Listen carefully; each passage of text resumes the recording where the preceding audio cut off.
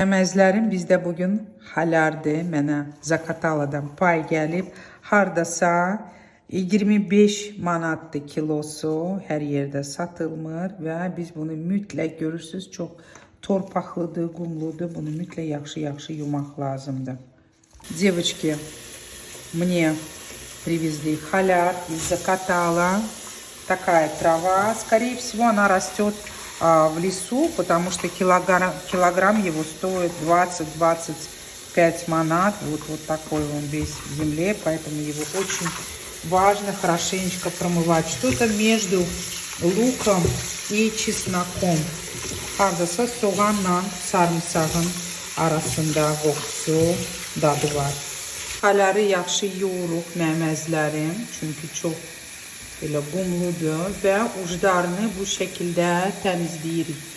Девочки, как следует эту зелень надо почистить, промыть, потом почистить будет удобнее. Çox belə sarımsaqlı iyilidir. Sarımsaqla soğan arasında qoxusu var. Halar как следует pромыли, плодоножки удалили, mütləq məməzlərin uclarını təmizləyin və qıraqlarını da, qırıntıları da kəsin. Su bizdə qaynadı. Qaynanmış suya duz vururuq. Подсаливаем воду.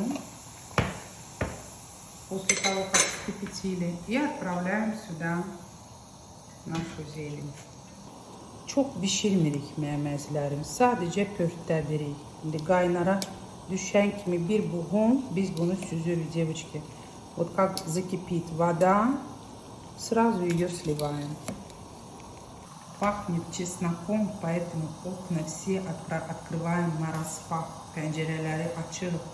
Çünki əməli başlı sarımsaq iyisi verir.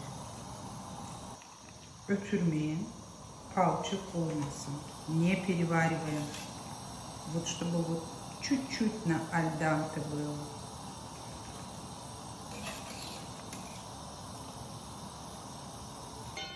Yağı dağ eləyirik. Нагреваем сковороду, наливаем сливочное масло. Отправляем халяр сюда же.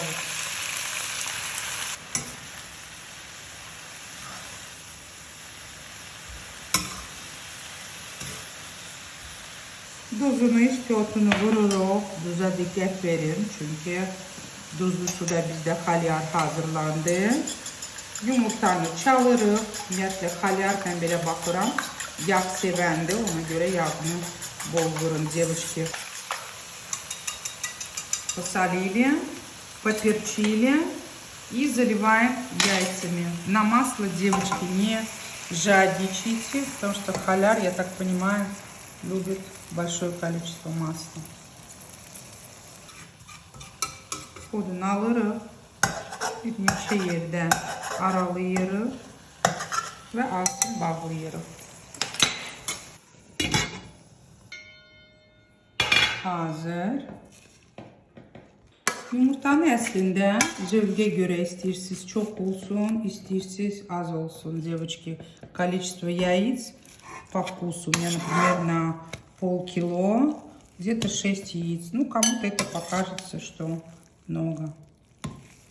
Идеально подойдет с лавашом, с рисом. Все по вкусу.